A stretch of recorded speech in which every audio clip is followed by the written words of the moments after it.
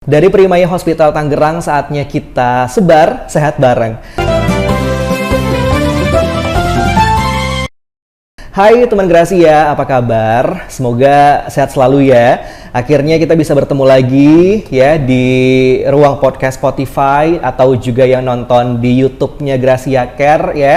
Akhirnya bisa banyak tahu lagi tentang hal-hal yang positif yang kita sebar ya untuk teman Gracia. Dan kalau misalnya baru tahu, baru lihat atau baru dengar untuk yang pertama kalinya sebar podcast atau sehat bareng podcastnya Gracia Care, jangan lupa nih untuk di-subscribe dan juga dibagikan ke semua orang agar makin banyak yang menyebarkan hal-hal positif tentang kesehatan bersama Gracia Care. Nah, seperti tadi yang Aksa sampaikan di awal gitu ya, hari ini Aksa ada di Primaya Hospital Tangerang, salah satu rumah sakit rekanan atau juga partnernya Gracia Care yang punya banyak dokter spesialis yang oke banget, terus juga fasilitasnya oke banget gitu ya, dan mungkin saja setelah ini bisa jadi salah satu rumah sakit rujukan dari teman Gracia yang berada di area Tangerang atau juga Jakarta atau bahkan luar daerah. Ada yang mau bertindak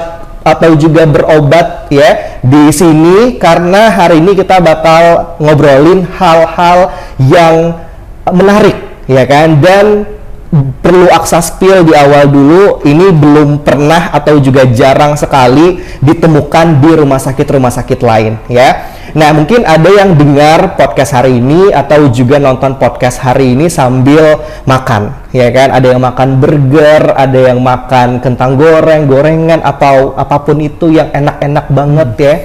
Enak? Iya, enak dong.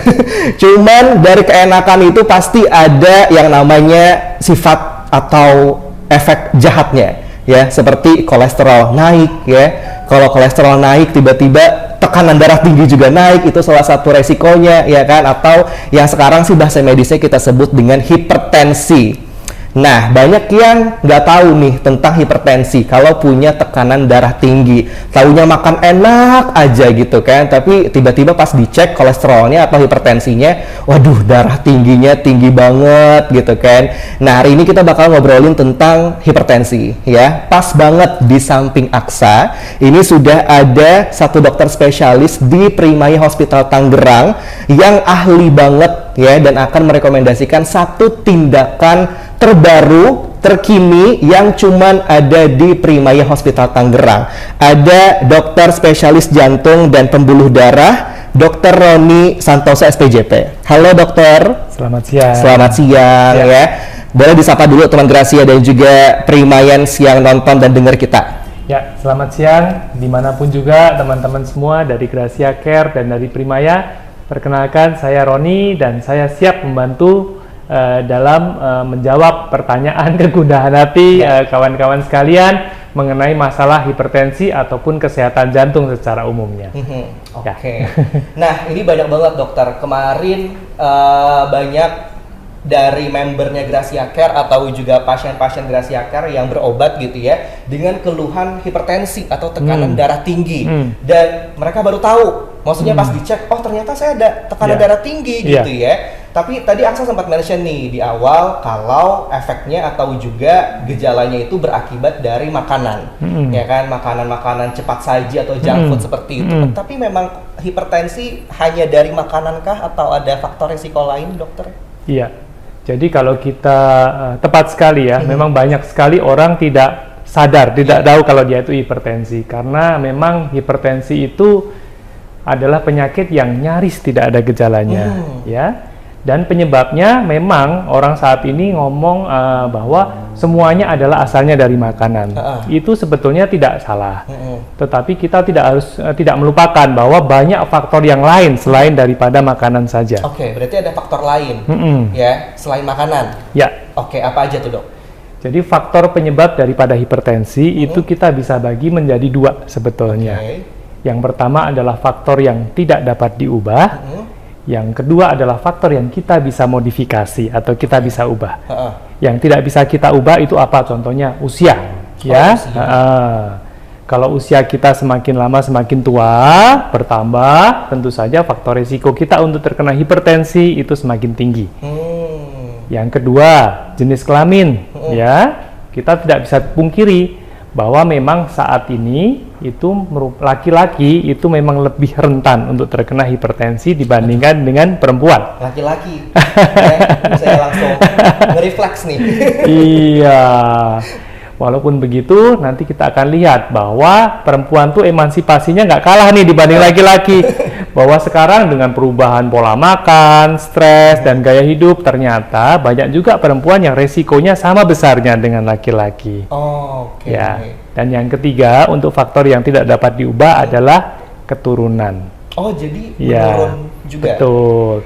Jadi misalkan sahabat-sahabat sekalian, jadi kalau memang orang tuanya kita, ayah, ibu, atau saudara-saudara kandung kita itu ada faktor hipertensi atau keturunan, tentu saja kita memiliki faktor risiko untuk terkena hipertensi jauh lebih besar dibandingkan dengan mereka yang tidak punya genetik hipertensi. Dari bayi, dari balita gitu, umur kecil berapa belas tahun itu udah bisa dicek? Biasanya mulai akil balik ya, mulai remaja, orang-orang yang keturunan hipertensi dia akan memiliki keluhan. Dan yang kedua, kalau tidak sengaja sedang mengukur tekanan darah, tekanan darahnya biasanya didapatkan sedikit lebih tinggi dibandingkan dengan anak-anak sepantarannya. Oke.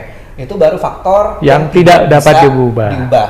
Yang kedua tadi adalah modifikasi. Iya. Itu adalah faktor yang dimana kita, ya faktor yang tidak dapat diubah ya.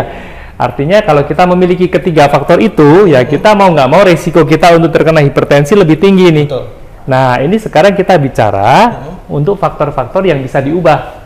Faktor yang kita bisa ubah itu apa? Seperti misalkan tadi gaya hidup, makan, ya, lifestyle. Makanan-makanan yang banyak mengandung kadar garam yang tinggi, makanan yang berlemak atau kolesterol, kurang serat, kemudian tinggi gula. Itu akan menyebabkan ya junk food sekarang lah. Makanan enak itu. Itu faktor makanan. Kemudian apalagi ya, mulai dari gaya hidup yang lain, misalkan jarang berolahraga, ya, kurang aktivitas, kemudian kurang makan serat tadi ya, kemudian yang lagi ngetren sekarang ini stres, ya, stres fisik, stres psikis, ya, itu menyebabkan kondisi kita dalam tekanan sehingga hormon-hormon yang namanya kortisol itu akan tinggi, dan hormon-hormon itu akan menyebabkan tekanan darah kita cenderung tinggi.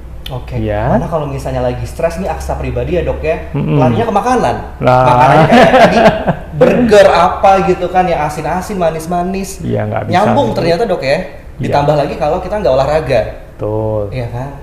Ada lagi rokok misalkan, kemudian minum alkohol. Ya itu juga akhirnya menyebabkan juga nanti akan menyebabkan tekanan darah tinggi tadi. Oke. Berarti itu yang sebenarnya bisa dihindari atau juga diantisipasi, dimodifikasi gitu ya. Kalau dari yang Dokter Roni tadi sebutkan, sudah banyak yang teman Gracia lakukan, ya, makan makanan enak tapi jahat, terus udah jarang berolahraga atau juga sering minum alkohol, suka ngerokok segala macam, waspada ya dok ya. Lengkap. Ya. Karena itu sudah ada penelitiannya. Bahkan setiap faktor risiko itu menambahkan istilahnya bintang, table. Semakin banyak tadi yang saya sebutkan itu dimiliki, dia akan multifikasi. Jadi nambah, dan itu akan meningkatkan risiko kita berapa persen untuk terkena bukan cuma hipertensi, tapi penyakit yang lain. Penyakit yang kita sebut kardiovaskuler. Kardiovaskuler itu apa? Stroke, kemudian serangan jantung, hipertensi, dan ginjal.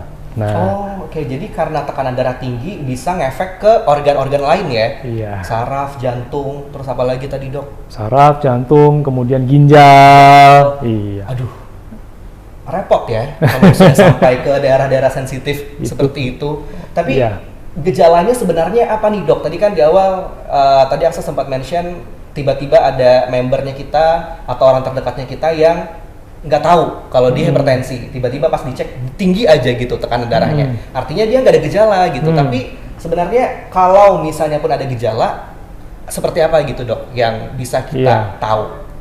Jadi kalau kita cari nih, sekarang kan ada internet nih, kita bisa cari hypertension, simptom apa.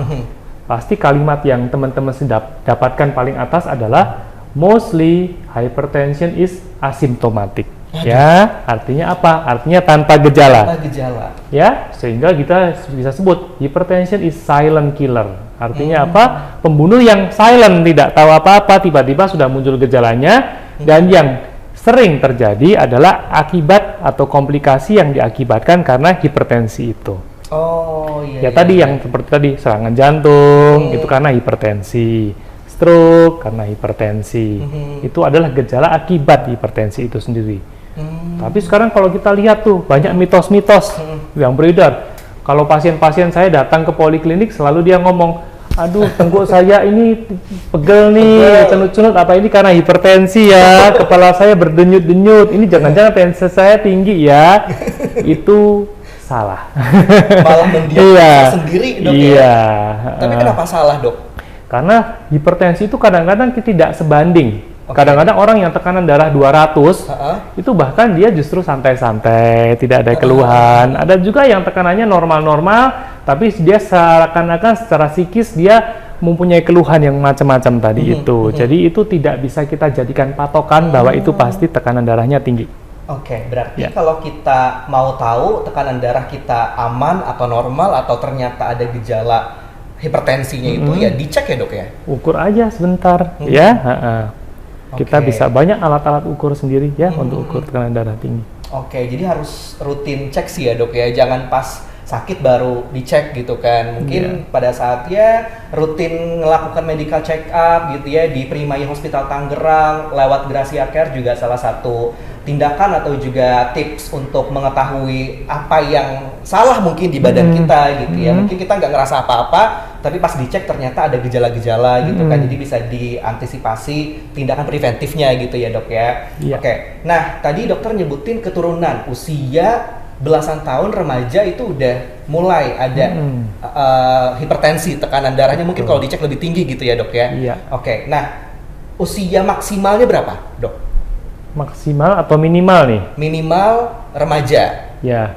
Maksimal. Jadi kalau anak-anak itu kadang-kadang pada beberapa anak, jarang sih kasusnya, itu kadang-kadang mereka tekanan darahnya bisa juga tinggi. Yang saya bilang tadi congenital atau bawaan.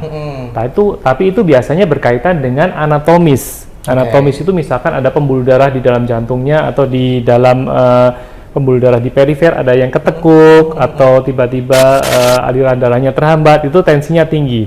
Itu pada anak-anak. Tapi kalau seperti yang kita sebutkan tadi, hipertensi itu biasanya munculnya kalau bawaan itu pada usia-usia remaja. Karena di usia remaja itu dia mulai ada perubahan hormonal, akil balik lah ya, proses dia menjadi dewasa. Bagi mereka yang berbakat hipertensi, pasti akan tekanan darahnya akan lebih tinggi dibandingkan dengan orang yang rata-rata, ya. Jadi kalau saya bilang agak tinggi itu berapa biasanya? Itu kisarannya di 130 untuk sistolik, 130, bawahnya mulai naik. Biasanya di atas 80, 85 atau 90 ya. Kalau tekanan darah yang tinggi kan 120/80. Kalau rendah gimana? Rendah sedikit enggak apa-apa.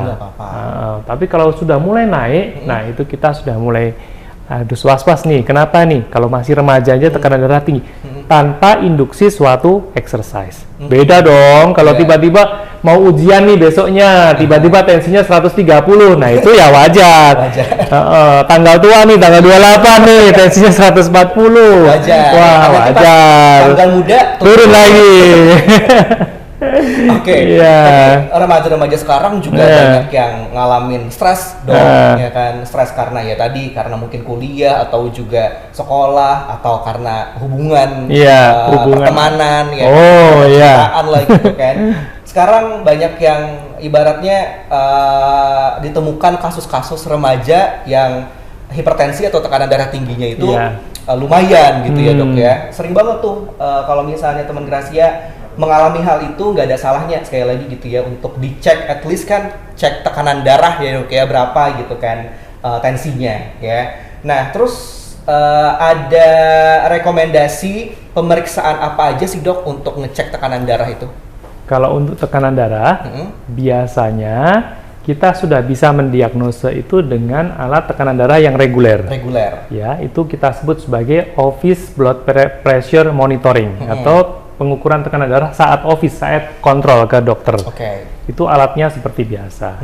Kalau tensinya tiba-tiba kita ukur tinggi 150 atau 150, ya kita sudah bisa ngomong itu hipertensi. Walaupun minimal harus diukur 2 kali.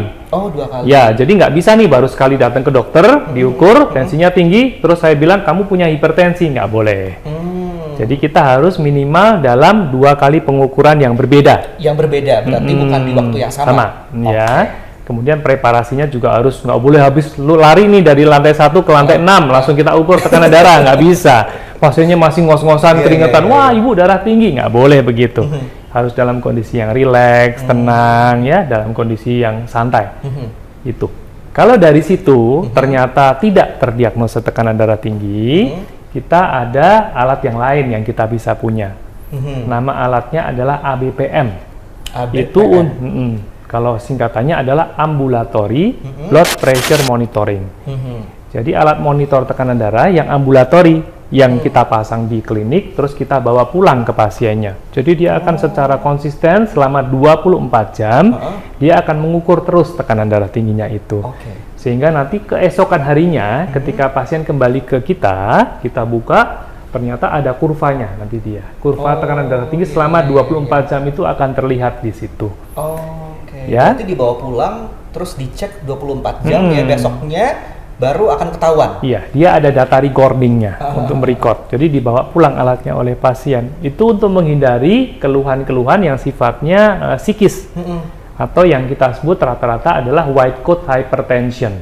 Hipertensi kerah putih. Nah itu tadi, hipertensinya karena takut ketemu dokternya nih. Dokternya serem mukanya. Nah tiba-tiba tensinya langsung tinggi. Atau dia ngomong, dok saya itu kalau ke dokter tensinya tinggi terus. Tapi kalau di rumah lagi nonton TV tensinya selalu normal. Nah, itu jadi saya darah tinggi atau enggak? Itu alat-alat itu adalah untuk meminimalisir hal-hal seperti itu. Bahwa diagnosa hipertensinya itu tepat.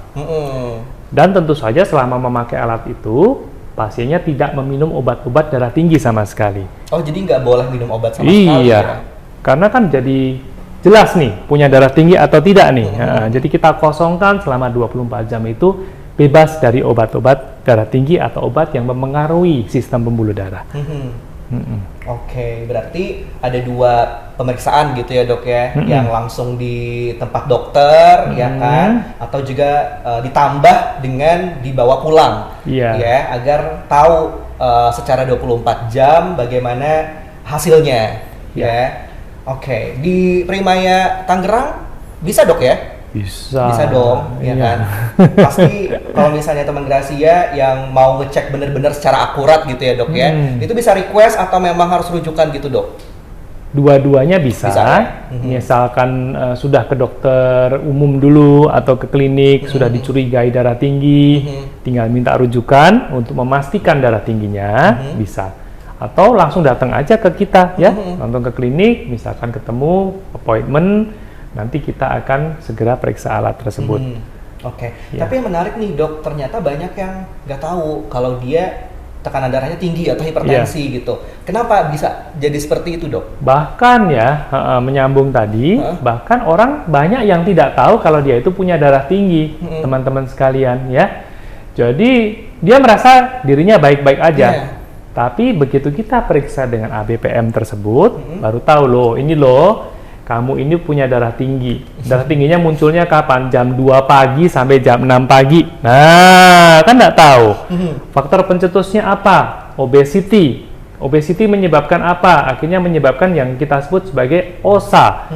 OSA itu obstructive sleep apnea. Jadi waktu tidur ngorok. Nah, sering nggak begitu? Wah, ada yang mungkin punya pasangan nih, atau punya temen. Kalau lagi tidur, kegemukan lehernya di sini penuh dengan jaringan lemak. Akhirnya waktu tidur dia ngorok, terus akhirnya dia kalau sewaktu-waktu saluran napasnya dia tertutup sehingga dia ada sleep apnea-nya. Seperti napasnya berhenti, terus, begitu. Itu adalah ciri-ciri yang penyakitnya kita sebut sebagai OSA atau henti napas saat tidur. Dan 90% pasien begitu dalam waktu 1-2 tahun kalau tidak diobatin akan tensinya tinggi. yang dia tak sadar pasiennya itu kalau dia punya darah tinggi. Karena kalau bangun pagi dia nggak apa-apa, masih muda. Tapi karena sudah usianya tua, ya akhirnya ya muncullah penyakit yang lain-lain seperti stroke dan lain sebagainya. Oke, iya sih kayaknya sering deh kita ngelihat teman kita pas lagi mungkin staycation bareng gitu ya, atau lagi rame-rame camping segala macam, tidur kok ada yang ngorok gitu kan. Ngoroknya juga tadi kayak dokter contohin ya, awalnya pelan-pelan tiba-tiba langsung banyak gitu ya. Ya ternyata itu yang harus diperhatiin ya dok ya. Betul, dan itu yang kalau diperhatikan takutnya nanti jadi tekanan darah tinggi. Nah, obatnya yang lain, penyebab yang lain adalah karena aliran udaranya itu tertutup ke otak. Dia akan siang harinya akan mudah ngantuk orangnya. Mudah ngantuk. Tiap hari sering ngantuk deh di kerjaan. Emosinya labil. Iya dong. Gimana? Karena selama tidur dia nggak sadar aliran darahnya ke otak akan terhambat karena snoring yang tadi. Ya? Oke. Ternyata beberapa aktivitas yang terjadi setiap hari sama kita itu secara nggak sadar kita anggap biasa-biasa aja. Ya, ternyata perlu diwaspadai ya dok ya. Betul, gitu dan kan? Itu kadang-kadang yang harus ditelaah atau diperiksa dengan seksama, baru kita bisa tahu seperti itu. Oke, tapi ini kita ngomongin kesembuhannya gitu ya dok ya. Banyak dari orang sekitar saya atau juga teman Gracia atau membernya Gracia Care gitu kan, dia konsumsi obat terus menerus gitu ya, tapi memang susah banget sembuhnya dok. Iya. Atau gimana nih? Jadi begini, hipertensi itu merupakan masalah yang global, yang saat ini sudah menjadi masalah di seluruh dunia, tidak cuma di Indonesia. Populasi hipertensi di dunia itu berapa sih sebetulnya? Kalau mau tahu ya, itu studi WHO menyatakan di dunia itu 1 miliar manusia itu punya hipertensi. 1 miliar ya? Iya, bukan 1 juta loh, 1 miliar. 1 miliar banyak banget. 1 miliar. Iya, terus yang kemudian akibatnya apa? Mereka itu kebanyakan dari orang-orang yang di situ itu hanya 16% yang mendapatkan pengobatan dengan baik. 1 miliar cuma 16%. Iya. Oke. Jadi sisanya minum obat sih, 40% lebih minum obat. Tapi tidak terkontrol dengan baik. 27% sampai 30% atau sisanya itu tidak mendapatkan obat atau tidak merasa minum obat. Jadi ya anggaplah populasi hipertensi itu 100%. Yang minum obat dan terkontrol adalah 16%. 40 sekian persen itu minum obat tapi tidak terkontrol. Sisanya itu tidak minum obat dan tidak merasa perlu minum obat. Jadi tapi sudah ada hipertensi. Ya. Kenapa nggak mau minum obat? Soalnya nggak sembuh-sembuh sih dok, hipertensi dok. Minum obatnya sampai kapan nih? Bosan minum obat terus. Ya kan begitu. Komplikasi ke organ-organ. Pertama adalah dia bosan minum obat karena dianggapnya minum hipertensi itu obatnya seumur hidup. Itu long life. Yang kedua, obatnya banyak banget dok, bosen, nggak mau. Yang ketiga soal harga, harus beli lagi uangnya segala macam. Yang keempat efek samping. Minum obat darah tinggi macam-macam, efek sampingnya macam-macam nih. Kakinya ada yang suka bengkak, mungkin ada yang teman-teman sekalian ada yang minum obat darah tinggi batuk-batuk. Kemudian ada obat-obat yang lain yang tiba-tiba menyebabkan keluhan yang lain nih. Mohon maaf nih buat bapak-bapak nih. Nah, ada obat-obat tertentu yang memang menyebabkan kemampuan laki-lakinya turun nih misalkan. Nah, nggak mau dong dia minum obat terus seperti itu. Mendingan gua kagak mendingan darahnya naik dikit tapi berfungsi 100% gitu kan. Nah, untuk itulah kadang-kadang kita sebagai lini terdepan yang ketemu tiap hari orang-orang yang hipertensi tersebut merasa perlu bahwa ayo dong kita cari sesuatu yang lain nih. Kita cari alternatif yang lain, bagaimana kita bisa mengatasi orang-orang yang seperti itu. Orang yang anak muda nih yang nggak mau minum obat seumur hidup. Orang-orang yang nggak mau efek samping minum obat. Orang-orang yang malas minum obat. Orang-orang yang capek karena minum obat darah tinggi. Tahun ini obat darah tingginya 1. Tahun depan ke dokter lagi tensinya nggak terkontrol, tambah 1 lagi. Tahun depan lagi, tahun keempat obatnya sudah 4 macam, ngelihatnya udah lemes gitu. Dok ya. So kapan kita? Nah, itulah mengapa nanti kita akan bicara mengenai sesuatu alternatif atau terobosan baru untuk mengatasi darah tinggi tersebut. Benar. Tapi setuju sih sama yang Dokter Roni bilang gitu ya. Kalau kita kayak demam biasa aja deh, kadang kalau saya pribadi juga nge-skip buat minum obat dok. Kayak oh ya udah paling sembuh sendiri aja nanti gitu kan. Mungkin sama juga kalau kita punya tekanan darah tinggi, ya udah nggak usah minum obat, toh nanti turun juga gitu kan. Tapi nanti balik lagi, turun lagi, ya gitu-gitu terus. Tapi nggak mau minum obat gitu kan. Atau bahkan yang udah rutin minum obat, kata dokter tadi nggak terkontrol ya dok ya, seenaknya aja minum obatnya ya kan, tapi juga ada yang rutin minum obat cuman masih questioning nih atau bertanya-tanya sampai kapan ya kan saya harus minum obat, saya juga mau sembuh gitu ibaratnya gitu ya. Nah dari Primaya Hospital Tangerang sendiri ini saya dapat bocoran gitu ya, mungkin dokter bisa jelasin lebih banyak lagi betul atau enggaknya, ada treatment baru ya, treatment baru yang hanya ada di Primaya Hospital Tangerang. Treatment apakah itu dokter? Ya, akhirnya sampai juga ya ke sini. Ya, karena ini yang diperlukan sama saya dan teman-teman lain gitu ya, biar kita nggak minum obat lagi.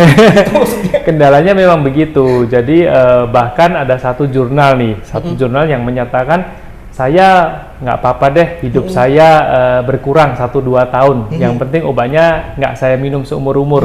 Sampai ada yang begitu. Saking dia desperate untuk minum obat. Capek loh. Dan ternyata ya kawan-kawan sekalian, para dokter itu meng-underestimate adherence daripada pasien. Adherence itu apa? Kepatuhan pasien minum obat. Jadi para dokter itu beranggapan kalau dia ngeresepin obat, Bu, minum obat ya, tulis obat, resep nih, kasih. Itu obatnya itu pasti 100% diminum. Termasuk sama kamu, jangan-jangan. Jadi kadang-kadang dia meng-underestimate. Jadi dia pikir setiap yang dia tulis itu pasti diminum oleh pasien. Itu nggak benar ya, karena pasien itu kadang-kadang resepnya kadang-kadang keluar dari tempat praktek aja, kadang-kadang dilipat masukin kantong, udah pulang gitu. Iya. Dan itu ya memang kenyataan yang itu ya yang kasihan lah, sedih lah ya kadang-kadang. Ya bahkan ada pasien-pasien juga nih, tipe pasien yang lain yang akhirnya dia kita sebut sebagai dokter shopping. Bukan window shopping, tapi dokter shopping. Dia ke sini, terus ke dokter yang lain, hanya untuk siapa tahu resepnya yang di sini satu, lebih sedikit obatnya gitu loh ya, nggak banyak-banyak. Atau siapa tahu ada yang bilang saya nggak perlu minum obat gitu. Itu memang kenyataannya ya. Kita sekarang sudah ada metode pengobatan baru ya. Jadi saya boleh bilang bahwa di Indonesia ini bisa dihitung dengan jari lah ya, rumah sakit yang sudah mengetahui atau sudah mengerjakan apalagi tindakan ini. Secara global di dunia pun sebetulnya tidak banyak rumah sakit atau center yang mengerjakan prosedur yang akan kita kerjakan. Yang kita kerjakan. Kita sebut prosedurnya ini adalah denervasi ginjal atau kita sebut sebagai renal denervation. Ya. Renal denervation. Ya. Singkatannya RDN. Ya. RDN. Renal denervation. Jadi itu prosedurnya karena saya kebetulan mendalami di bidang kardiologi intervensi, mau nggak mau kita melakukan tindakan ini dengan intervensi. Intervensi itu apa? Kita melakukan suatu kateterisasi, tapi bukan dibedah, bukan dioperasi ya Bapak Ibu sekalian ya. Jadi kita memasukkan suatu alat, alat itu kita masukkan untuk mendeteksi suatu kelebihan muatan sistem syaraf simpatis di pembuluh darah ginjal. Ya, namanya sistem syaraf simpatis. Dengan alat khusus tersebut atau yang kita sebut sebagai kateter yang spiral, itu kita memodulasi aktivitas sistem syaraf simpatis daripada ginjal. Ya.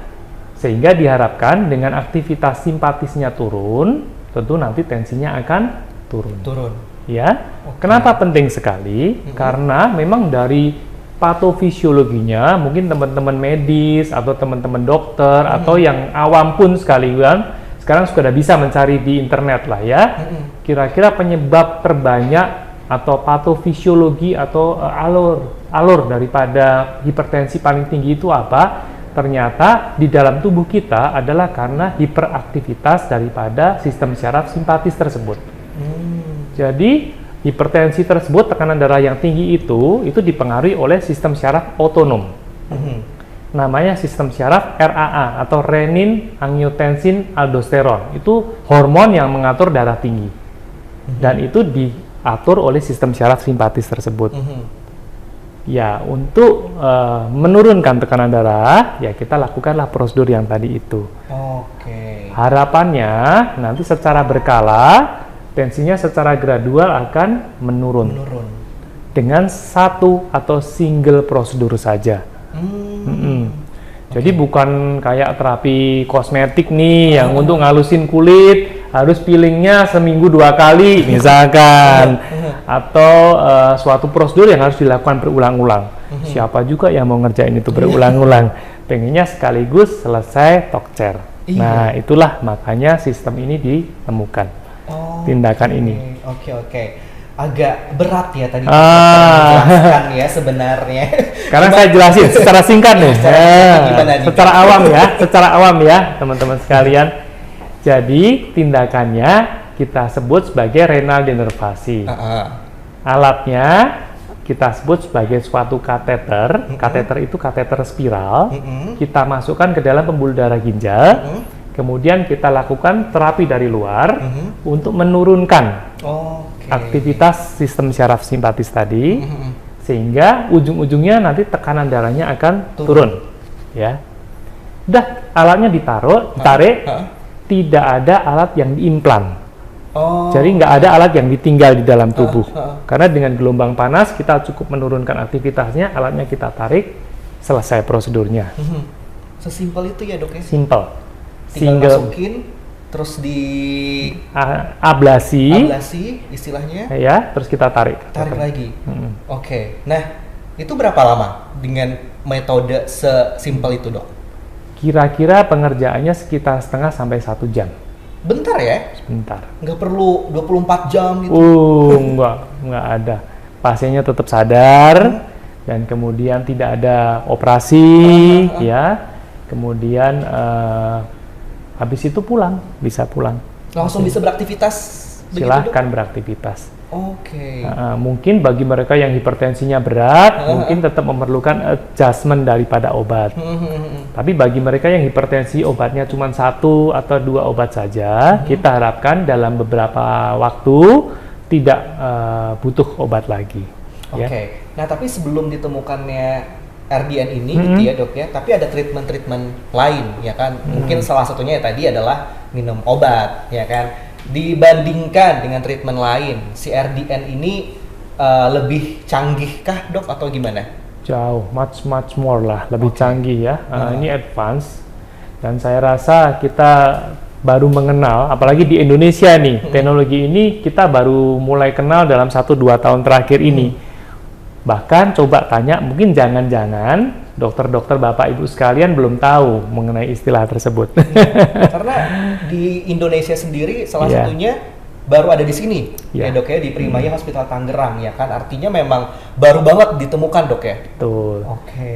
Saya tidak bisa sangkal bahwa teknologi ini di luar negeri sudah banyak dikerjakan. Jadi di dunia ini paling banyak dikerjakan itu di Eropa dan di Amerika. Nah tapi karena alatnya ini baru, treatmentnya baru, kita kan kadang masih meragukan, ya dok ya, masih meragukan, terus juga masih worry, khawatir, ya. Nah mungkin teman Gracia juga sama nih perasaannya kayak Aksa, yang takut sama hal-hal berbau tindakan, ya kan? Sebenarnya menakutkankah tindakan ini dok, atau bisa kasih gambaran nggak ke teman Gracia gitu? Sebetulnya justru tindakan ini kalau dibandingkan dengan operasi-operasi kosmetik yang saya lihat di film nih, kayaknya ini jauh lebih ringan ya. Kalau di film masih lebih ringan. Iya, kan banyak tuh teman-teman yang sampai kemana untuk operasi, misalkan sedot lemak sampai di itu, kemudian operasi-operasi kosmetik seperti itu aja berani. Padahal itu tidak ada kaitannya langsung dengan nyawa lah ya. Tapi kalau hipertensi ini dengan tindakan yang ternyata jauh lebih penting pengobatannya, ternyata itu tindakannya tidak seseram yang kita pikirkan. Ya. Pasiennya, ini saya kasih gambaran secara awam ya. Pasiennya tidur di meja tindakan, kemudian kita pasang suatu infus ya. Infusnya tentu saja karena di ginjal yang akan kita lakukan tindakan, kita infusnya akan dari paha, dari kaki. Ya, dari kaki, kemudian alatnya saya masukkan, terus kemudian kita ablasi, sarafnya kita putar di situ, ketahuan gambaran sarafnya seperti apa, kemudian kita masukkan kateter ablasi, dan alat ini bekerja secara automatically. Jadi human errornya di bawah 0,001% lah. Karena begitu kita taruh leadnya itu di tempat yang betul, alatnya ini akan mengukur dan mengkalibrasi sendiri. Jumlah energi yang dia berikan, kemudian lamanya durasi, dia akan melakukan secara otomatis. Ya, boleh dikata robotik lah ya. Kemudian dia selesai prosedur, semua titik-titik dia kerjakan semua. Kalau dianggapnya satu titik tadi itu kira-kira 1 menit, 15 titik ya 15 menit. Tarik alatnya, selesai. Tidak ada jahitan, tidak ada luka apapun juga, kecuali luka waktu kita pasang infusnya itu saja. Ya, jadi gambarannya seperti itu kawan-kawan sekalian ya. Jadi sangat aman lah. Kalau di negara-negara yang maju sudah menjadi suatu hal yang rutin mengerjakan yang seperti ini, terapi seperti ini, saya rasa di kita juga bisa lah. Bisa lah ya, benar-benar. Recovery-nya berapa lama dok? Kira-kira sekitar 4-6 jam pasien sudah boleh pulang. 4-6 jam udah bisa pulang, ya berarti nggak perlu berapa hari di rumah sakit, tidak, gitu enggak ya? Tidak. Oke, dan itu proses recovery-nya, tapi untuk proses sembuh, bisa dibilang total nggak sih dok sembuhnya ini? Tergantung dari grade atau derajat dari penyakit hipertensinya. Ya, kan hipertensi kan kita ada berbagai macam. Ada yang grade 1, ada yang grade 2, ada berapa tensinya. Tapi yang bisa saya pastikan adalah tensinya akan turun secara gradual setelah tindakan ini dikerjakan selama 2 minggu. Mengenai hasilnya tentu saja akan berbeda-beda sesuai dengan perjalanan penyakit hipertensinya. Orang yang punya hipertensi sudah puluhan tahun dibanding dengan orang yang punya hipertensi dalam waktu 1-2 tahun terakhir, tentu saja efeknya akan berbeda. Ya, nah, jadi yang paling penting buat kita adalah bagaimana mencari kandidat yang cocok untuk tindakan ini. Kandidat yang cocok berarti ada kemungkinan ada yang nggak bisa begitu kah dok atau gimana? Ya tadi dengan alat ABPM ternyata hipertensinya karena stres doang, emosi itu kan nggak ada hubungannya ya, gitu. Kita kan nggak perlu lakukan tindakan ini. Kalau sampai dipaksa saya mau. Ya kita nggak akan kerjakan karena kita hanya mengerjakannya sesuai dengan indikasi medis yang ada saja. Ya memang pasien-pasien yang betul-betul membutuhkan. Nah terus berarti kalau udah sampai tindakan ini, RDN ini gitu ya di Primaya Hospital Tangerang, perlukah kita minum obat lagi? Ya, pertanyaannya bagus. Jadi memang sebetulnya adalah kita lihat hipertensi derajat 1 itu kan tensinya adalah naik kira-kira di sistoliknya 140, bawahnya 90. Jadi setelah diobati dalam waktu berapa lama, 1-2 bulan kita akan lihat seberapa turun tensinya itu. Kalau tensinya itu sudah turun ke normal, bebaslah dia dari obat, ya. Dan itu saat kita menyampaikan berita itu ke pasien, wah pasiennya itu senang sekali. Apalagi mereka yang sudah minum obat darah tinggi itu bertahun-tahun, bisa dibayangkan ya, dia bebas karena nggak jarang orang itu punya komorbid yang sedemikian banyak sehingga setiap bulannya nebus obat darah tinggi ke dokter aja sudah pasti lebih dari 1-2 juta. Untuk obat darah tinggi itu ya, dok, ya? 1 bulan. Ya dengan dia melakukan ini dia bebas berapa tahun untuk bisa nggak minum obat itu.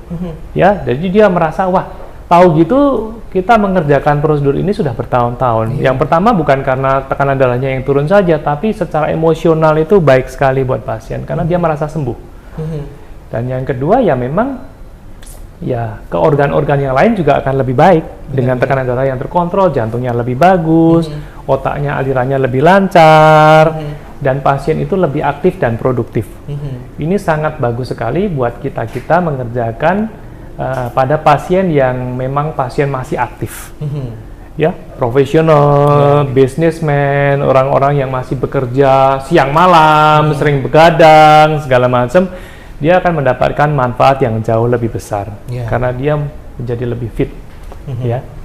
Oke. Nah, berarti bisa dibilang sekali tindakan cukup ya dok ya? Nggak perlu RDN 2, 3, 4 gitu? Sejauh ini belum pernah kita mengerjakan dan saya belum pernah baca laporan orang dikerjakan 2 kali sih. Oke.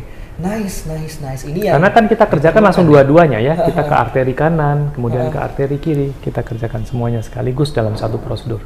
Oke. Wah ini menarik banget ya teman Gracia. Maksudnya adalah di saat kita udah hopeless banget, ya kan, minum obat lagi dan lagi ya, dari kecil mungkin dari umur belasan tahun atau umur 20 tahunan udah harus konsumsi obat buat nurunin tekanan darah ya sampai umur kita 40, 50. Cuman dibayangin kita hanya perlu tindakan 15 sampai 1 jam atau 30 menit sampai 1 jam udah selesai gitu ya, tanpa perlu kita minum obat lagi.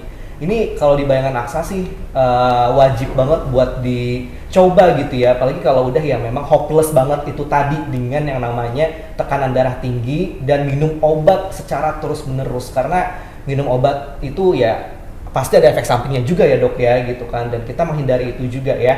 Nah mungkin kalau teman Gracia juga penasaran gitu ya, saya punya videonya nih, video untuk tindakan dari RDN ini sendiri gitu ya.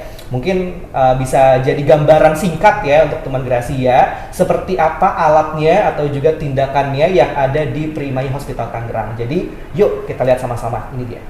Introducing the Symplicity Spiral Catheter and Symplicity G3 Generator from Medtronic, the pioneer of renal denervation. Patients with uncontrolled blood pressure may have an overactive sympathetic nervous system. Renal denervation aims to suppress this elevated sympathetic drive. The Symplicity renal denervation system ablates the renal artery nerves that carry the efferent and afferent sympathetic signals, which has been proven to reduce blood pressure. The Symplicity Spiral Catheter and Symplicity G3 Generator offer an extremely efficient and simple method of performing renal denervation. The Symplicity Spiral Catheter offers exceptional deliverability and ease of use, short procedure and ablation times, and consistency of deployment in a wide range of anatomies. The Symplicity Spiral Catheter is a 6 French compatible catheter that is delivered using a rapid exchange system with a standard .014 guide wire. When the guide wire is retracted, the Symplicity Spiral Catheter naturally conforms to the patient's renal artery without occluding blood flow. It is capable of treating a wide range of arteries as small as 3 millimeters in diameter and as large as 8 millimeters. The Symplicity Spiral Catheter uses the same helical ablation pattern established by the proven Symplicity Flex Catheter.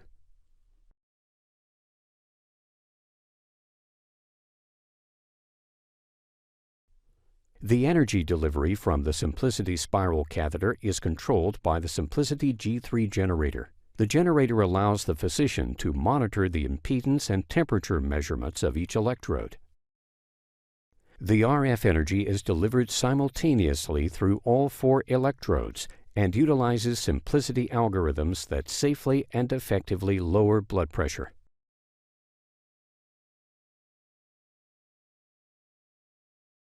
After a single 60-second ablation, the Symplicity Spiral Catheter is repositioned into the contralateral renal artery and the ablation procedure is repeated.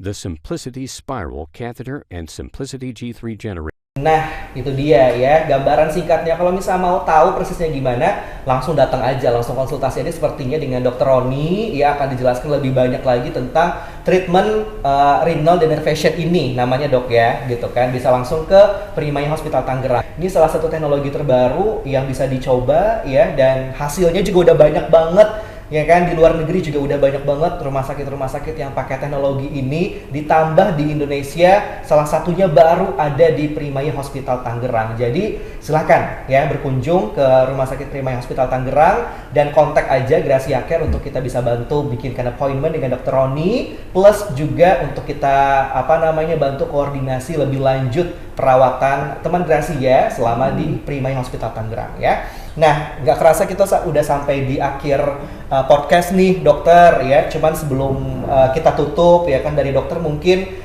ada tips untuk kita bisa mencegah atau tindakan preventif lah ya istilahnya dari hipertensi ini. Ya, tentu saja mari kita sama-sama mencegah hipertensi, dan kemudian kita harus tahu bahwa hipertensi itu merupakan beban buat kita semua, Bapak Ibu sekalian, teman-teman sekalian yang mungkin merasa memiliki hipertensi, harus tahu bahwa itu harus kita cegah dengan sebaik mungkin, kita obati dengan sebaik mungkin, dan saat ini kita sudah ada suatu metode yang baru yang tentu saja kita bisa lakukan. Semoga Bapak Ibu, bagi mereka yang membutuhkan, silahkan berobat dan kita akan bisa kerjakan dengan baik. Itu saja. Oke, thank you so much Dr. Roni ya untuk penjelasannya. Akhirnya kita dapat solusi baru, solusi hipertensi membandel, ya kan? Sesuai dengan judul podcast kita di hari ini ya dok ya, solusi hipertensi membandel dengan tindakan RDN yang bisa teman Gracia lakukan ya, dan teman Gracia dapatkan juga di Primaya Hospital Tangerang ya. Alright, terima kasih banyak Dr. Roni, sekali lagi sukses ya dok ya. Nanti kita ngobrol-ngobrol lagi di lain kesempatan gitu kan, untuk membahas apa lagi nih yang baru di Dr. Roni dan juga Primaya Hospital Tangerang. Ya. Siap. Jangan khawatir, masih banyak teknologi-teknologi baru yang kita kerjakan. Terutama di sini, karena di center ini saya rasa kita banyak sekali, kita berusaha mengikuti perkembangan di bidang teknologi kardiovaskular ini.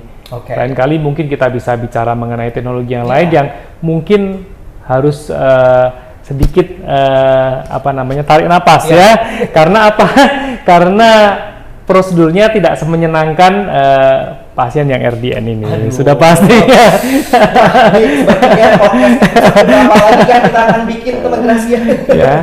Kita tunggu saja ya, nanti kita akan ngebahas topik apa lagi ya, bersama dengan Dr. Roni ya kan, atau juga dengan dokter spesialis lainnya di Primaya Hospital Tangerang. Jadi tungguin saja ya podcast Sebar berikutnya. Jangan lupa untuk di follow, di subscribe ya, di share juga podcastnya kita ya di YouTube dan juga Spotify. Bisa search aja Sebar Gracia Care, udah ketemu tuh langsung channelnya kita atau akunnya Gracia Care, dan silakan ditonton, didengerin, dibagikan kemana siapapun juga, agar makin banyak yang kita sebar hal-hal positif tentang kesehatan dari Gracia Care ya. Terima kasih banyak sudah nonton dan juga dengerin podcast kita. Sampai ketemu lagi di podcast Sebar berikutnya. But don't forget, and last but not least ya, mari kita sebar sehat bareng bersama Gracia Care, your first healthcare concierge.